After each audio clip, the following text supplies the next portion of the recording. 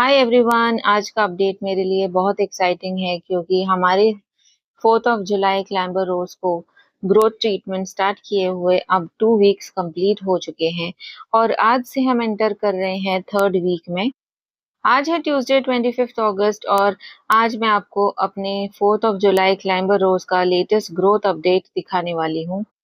अगर आप मेरी प्रीवियस एपिसोड्स फॉलो कर रहे हैं तो आपको याद होगा कि मैंने इस प्लांट का ग्रोथ ट्रीटमेंट मंडे 10 अगस्त से स्टार्ट किया था।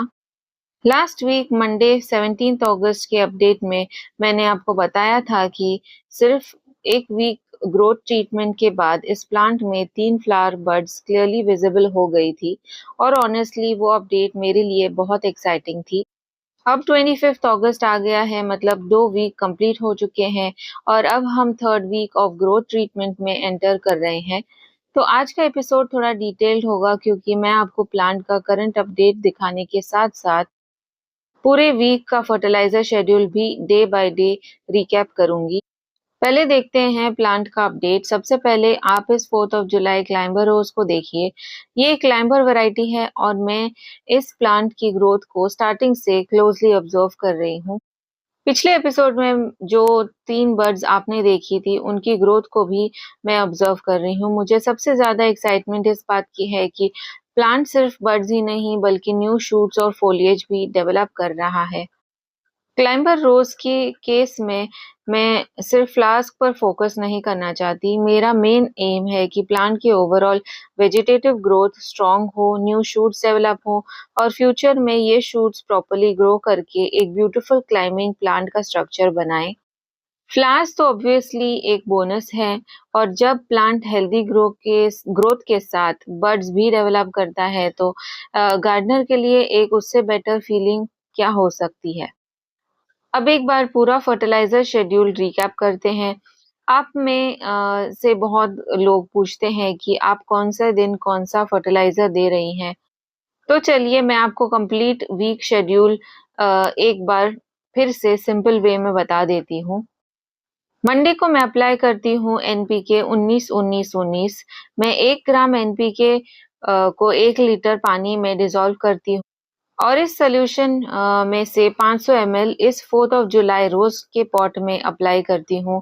19-19-19 एक बैलेंस्ड एनपीके है जिसमें नाइट्रोजन, फास्फोरस और पोटेशियम तीनों न्यूट्रिएंट्स होते हैं।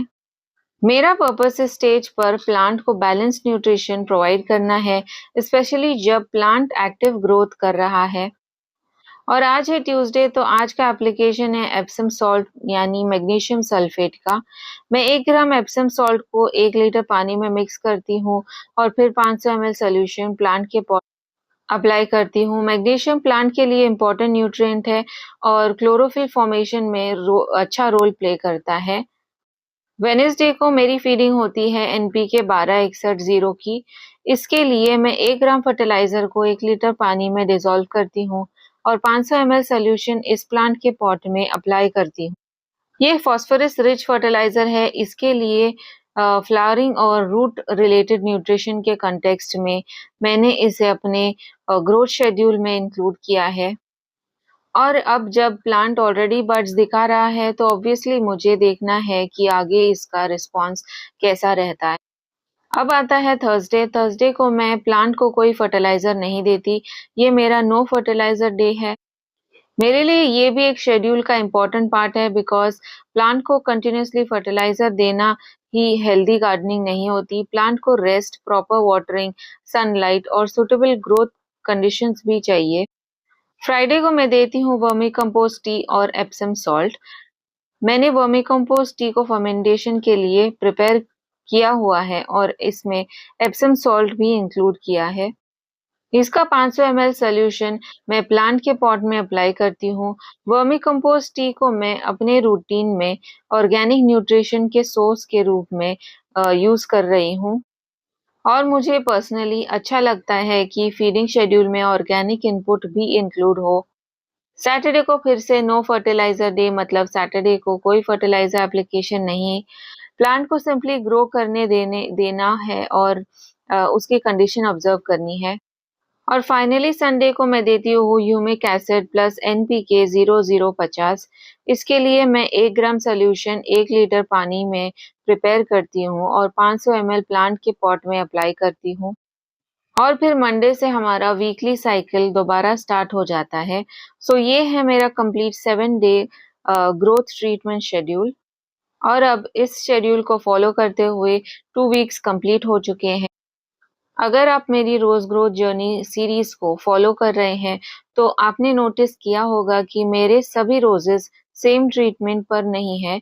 कुछ प्लांट्स अभी भी रूट ग्रोथ ट्रीटमेंट स्टेज में है और ये 4th ऑफ जुलाई क्लाइंबर रोज अब ग्रोथ ट्रीटमेंट स्टेज में है। इसी वजह से मैंने एक सेपरेट प्लेलिस्ट भी बनाई है, जहां आप इस कंप्लीट ग्रोथ जर्नी को एपिसोड बाय एपिसोड फॉलो कर सकते हैं। अगर आपने मेरी प्रीवियस एपिसोड्स नहीं देखी हैं, तो मैं स्ट्रांगली रिकमेंड करती हूँ कि आप रोज ग्रोथ जर्नी प्लेलिस्ट से स्टार्ट करें।